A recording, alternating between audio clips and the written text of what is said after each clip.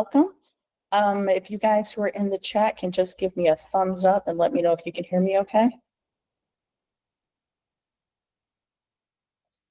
We have helping us today my team member Shannon, and we also have my team member Tiana.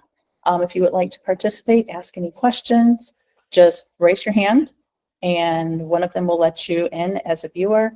As a contributor. We do ask that you keep your microphones and your cameras off just to keep things nice, neat, and tidy. And we'll go ahead and get started. All right, this meeting is pre-recorded so that I can actively answer questions in the chat as we go along. If your question requires a much longer answer, then we will go ahead and answer those at the end during the Q&A. So, all right, let's get started, guys.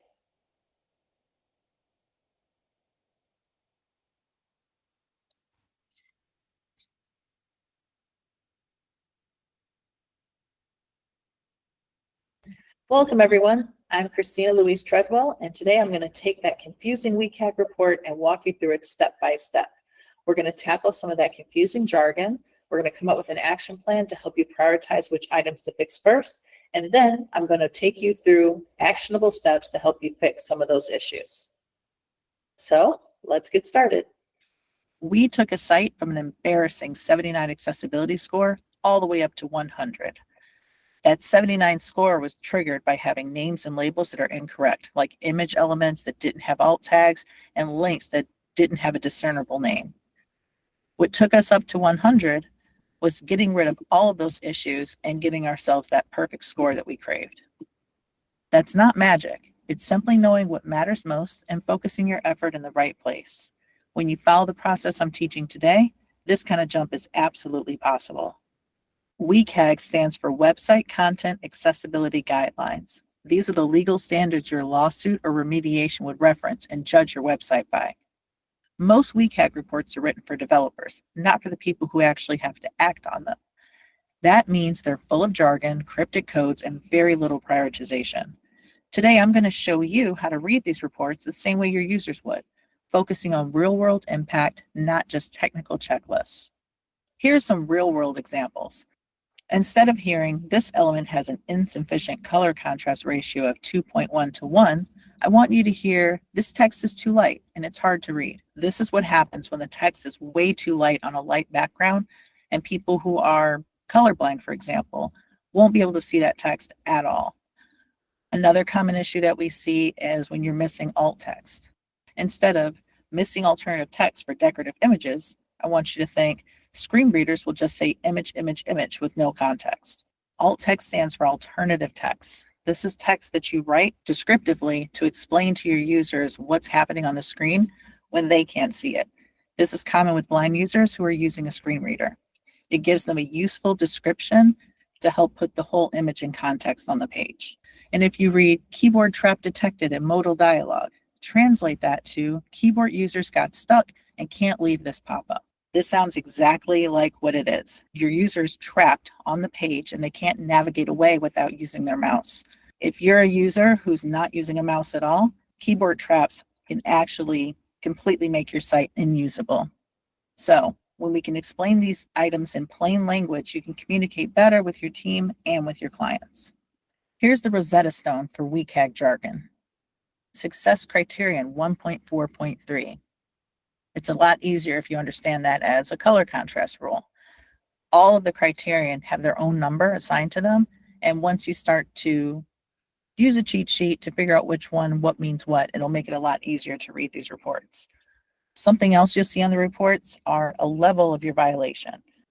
A level A violation means that your site isn't even meeting the bare minimum for accessibility. A level AA violation means that you have made mistakes that are keeping you from being at the industry standard, and these are items that you really need to fix first. If you're making level AAA violations, that means that your site has met the industry standard, but you're not at the top where you could be. This is especially important for government organizations. Sufficient technique, this fix will definitely work. An advisory technique means that you get extra credit for going way beyond the minimum.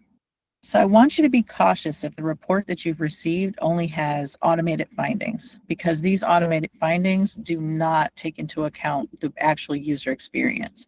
They miss anywhere between 70 to 80% of real life issues.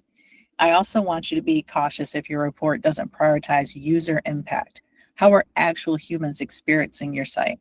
Your report shouldn't exclusively use technical jargon, and it shouldn't have that jargon in there without clear definitions. You deserve to understand exactly what's happening on the page, and you shouldn't be expected to open up a dictionary every time you want to figure something out. I also want you to be wary if your report fails to show exactly where the problem is on your site. And by that, I mean actual screenshots and clear descriptions of where the problem is. Once you know where your issues are, the next step is to fix them in the right order, starting with the most impactful changes first. Here are the top 5 issues that I see on almost every single site. And if you fix these, you'll instantly improve accessibility for a huge percentage of your audience. An image without alt text is actually invisible to someone using a screen reader. As we said before, alt text stands for alternative text. This means that you're actually describing what's exactly on the screen for people who can't see it. Now, if your alt text is something like just the file name, so we have here in our example, eatery-01-1.jpg. That's exactly what the screen reader is going to read out. That is not helpful. It doesn't give any information at all. The way we fix missing alt text is by adding in a true, beautiful, useful description of what's actually happening on the page. So, background image of several sandwiches on separate plates. Pickles and French fries are on the side. In this example, we're using an image that's on a restaurant's website, and it's describing things that are inside the menu. So alt text is important in that context, and also for product images on a shopping site. Maybe you have an infographic with lots of really important information. It's really any image that conveys meaning. The next biggest faux pas that I see on websites is poor color contrast. So this isn't just a problem for people who have diagnosed vision impairments like blindness. They can also affect people who have low vision or color blindness. They might not even be aware of how poor their vision is or that they even have color blindness until they encounter your website that has such bad color contrast that it looks like there's no words on the page at all. We also have to take into consideration older adults whose eyesight has naturally changed with age, and also people who are in bright sunlight on maybe a mobile device. The standard is 4.5 to 1 for normal text and a 3 to 1 ratio for large text. If your light gray text is blending into a white background, it's definitely going to fail.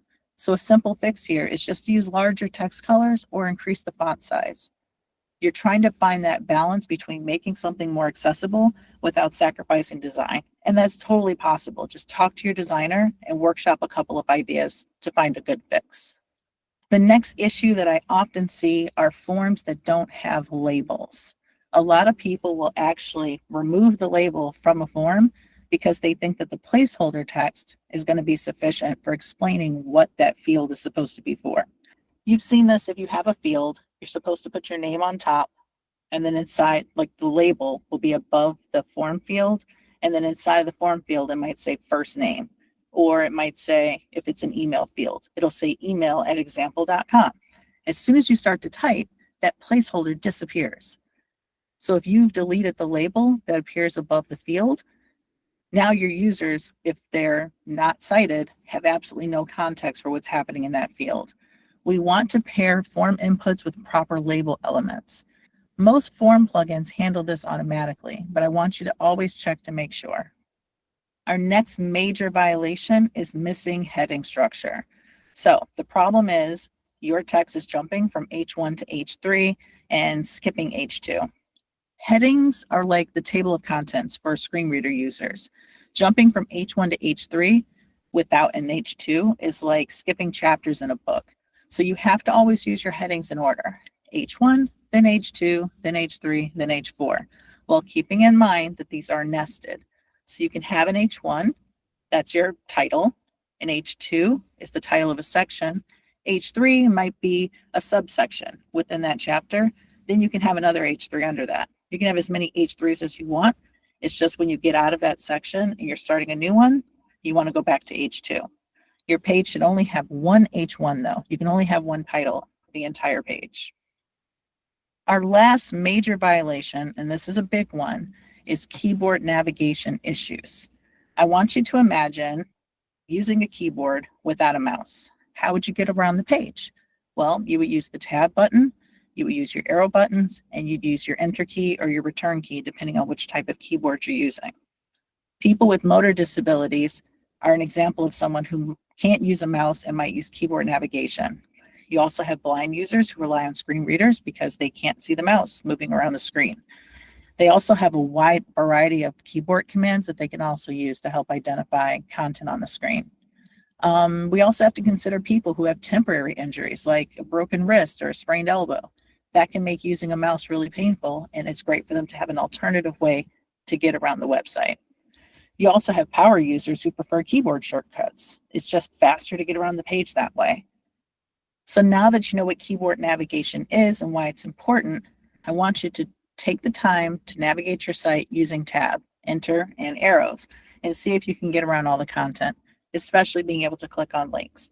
If you can't, chances are you did something within your WordPress installation to disable this feature.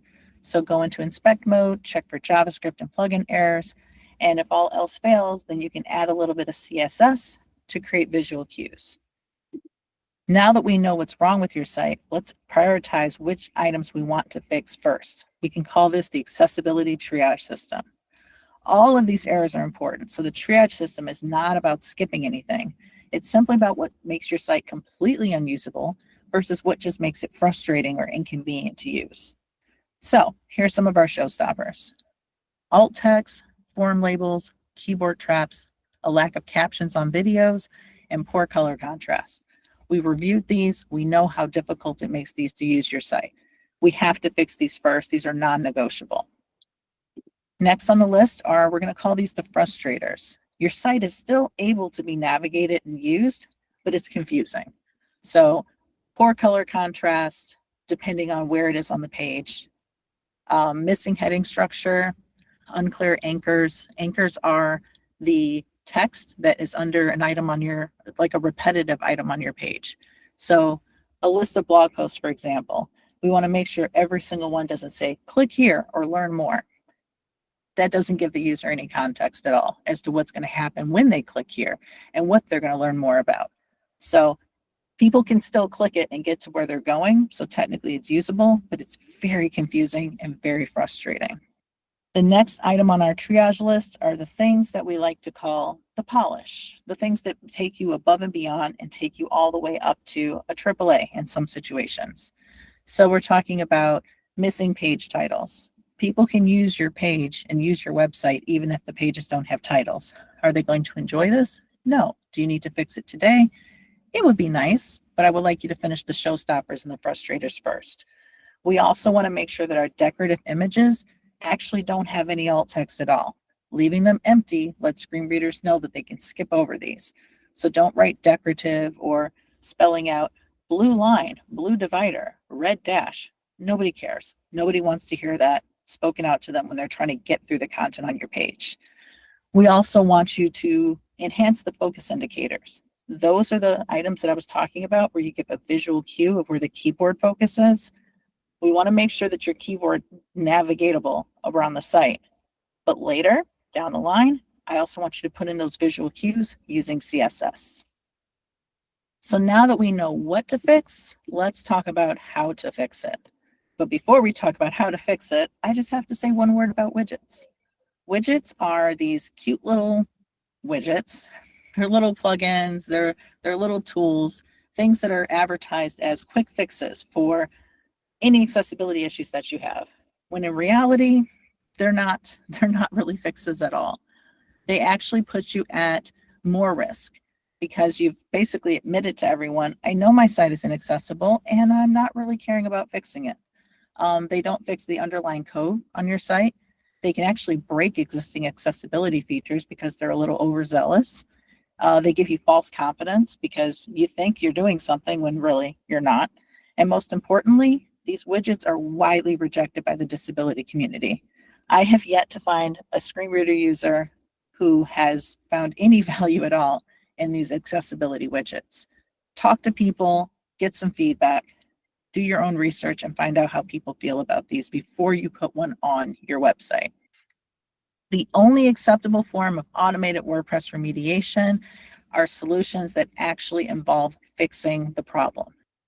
All right, so let's move on to the actual toolkit that's going to give you the detailed information that you need to figure out what to fix first, and then we'll discuss how to fix it. So we want first to talk about some beginning friendly tools. The Wave browser extension is by far the easiest tool to use.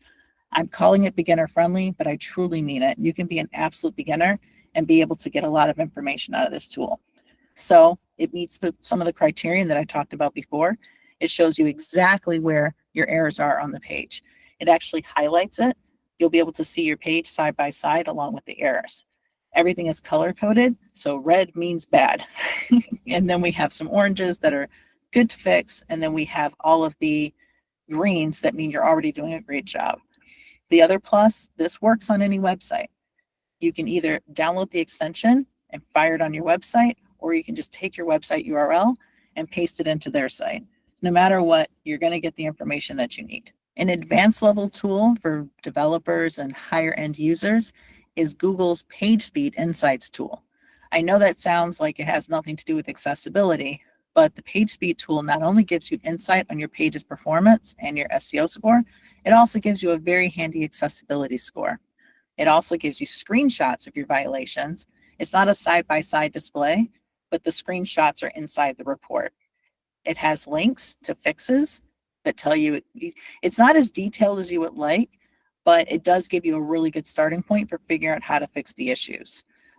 It also checks for accessibility for mobile versus desktop. So that's a huge difference between the Wave browser.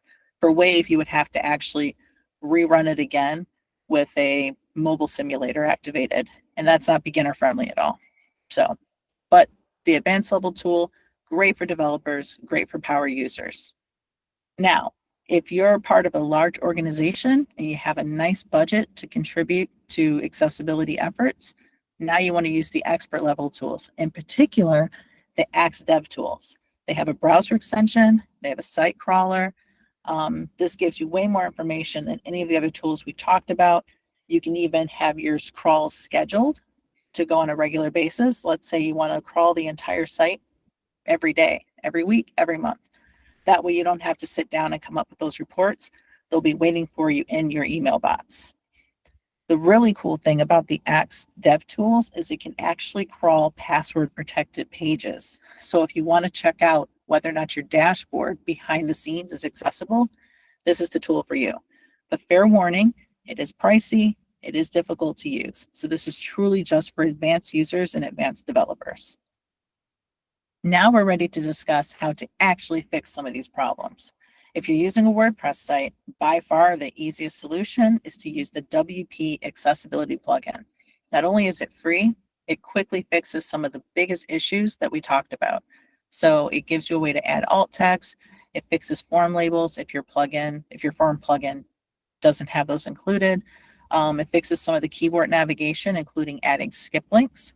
So a skip link is a link at the top of your site that when you click it, it jumps right past the navigation and right down to the meat and potatoes of your site, or the mushrooms and tofu, if that's what you're into. Either way, it also fixes the heading structure if you've made some mistakes there. And it's just a great starting point. It's not a band-aid in the way that the widgets are, because it does actually fix the underlying code, and it can buy you a little bit time while you're going through and making the actual fixes. Okay, so now let's fix an issue in real time. We're going to tackle missing alt text on a WordPress website. Here's a website I built especially for you guys. It is a perfectly accessible and acceptable website. We have our H1 text printed out here in plain text, not embedded inside of an image. We have buttons that clearly state their purpose. This is order online. This is reserve a table. Our opening hours are clearly stated here in text that we can highlight and look at, so we know that it's not buried inside of an image. What else? We have, show you The alt text for this particular image is right here. An al pastor taco on a plate. Talk about the garnishes. Now, a word about alt text, normally you wouldn't want to see something so detailed and descriptive on just any old site for any old image. But for this specifically, this is a restaurant website. So for a restaurant, we do want to have something this specific. We do want to go into this much detail because it's essential to understanding and using the site. So this is a perfectly acceptable site. This is the one that scored 100%. Now let me show you the version that scored a 78. Okay, so this one here has a lot of problems. First of all, the page has no title. A lot of this text is not actually readable text. It's all buried inside of images. If you're a sighted user, this is going to look the exact same to you as the other one does. But that's kind of where the nuances between automated testing and human testing comes into play. A human testing might not catch certain things that an automated test will. I also decided just for you guys to find the absolute most busy video that I could possibly find to use as a background and then lay text over it that is barely legible at all. The hours are actually enclosed and trapped inside of an image. So screen reader can't read that either. This button says click here. What does it do? Who knows? Same as this button, click here. What does it do? Who knows? I also found the most obnoxious animation that I could possibly find, just to show that just because a feature is available to you to use, it does not mean that you should use it. I also buried a couple of things inside of these accordions just for fun. But the issue that we're going to focus on to fix today is the alt text in this very particular image.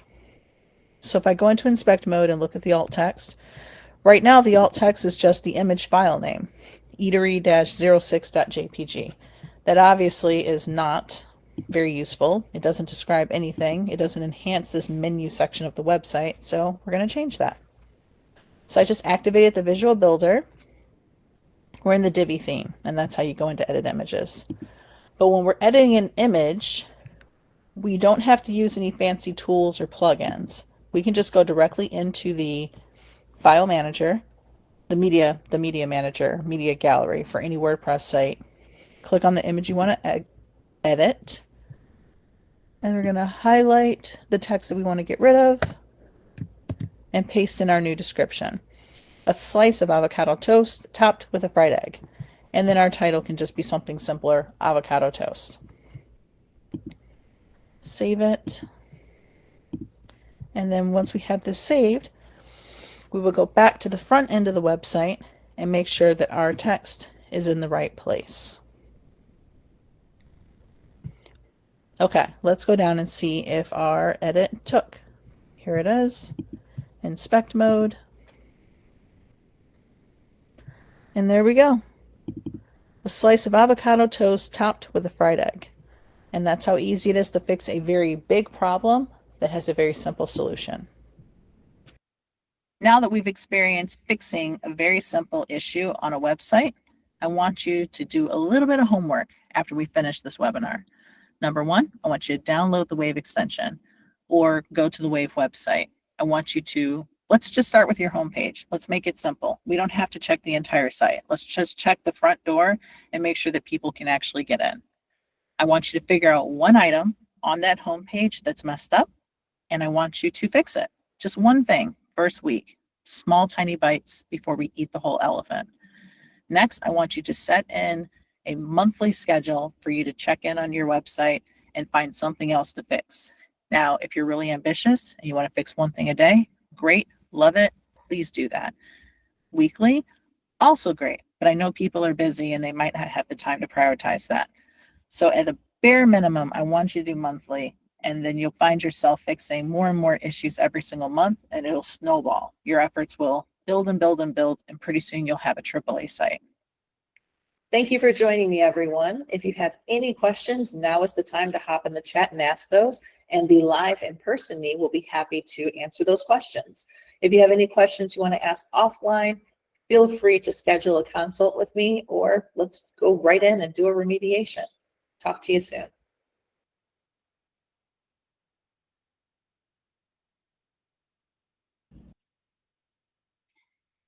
Okay, everyone, thank you very much for listening to that. Shannon is in the chat if anybody has any questions that they want to ask. I'm going to keep an eye on that as well. While we're waiting, I did think about a recent accessibility audit and SEO issue that we had come up that was interesting. I think you guys will find it interesting too, since you're here. One of our clients is committed to accessibility. They go above and beyond. They have a AAA website. We went through a lot of work to get them to that level, and they're very proud of that. They asked last week if we would do an SEO audit for them for completely unrelated reasons. We did the audit, and no surprise to me, they passed with flying colors. The site was 100% search engine optimized. They got an A+ across the board. The reason for that is because an accessible website is an SEO optimized website and vice versa. Google uses websites and uses the web and crawls websites the exact same way, using the same methods that someone who uses a screen reader, so a blind user. So when you're optimizing for one, you're optimizing for the other. And I just think that's really cool that those two things match. So there we go. Shannon, I don't see any questions in here, which either means I did a really great job or you guys are startled into silence and you're just going to schedule an appointment with me later so we can go over any details. As we said, you guys do get a baseline audit as a thank you for participating today. Shannon will put that link in the chat for you guys to schedule your audit. We'll also send that out as an email to everyone afterwards as well. So I want to thank you all for participating, and I hope to speak with you all soon. That's it. Thank you for coming.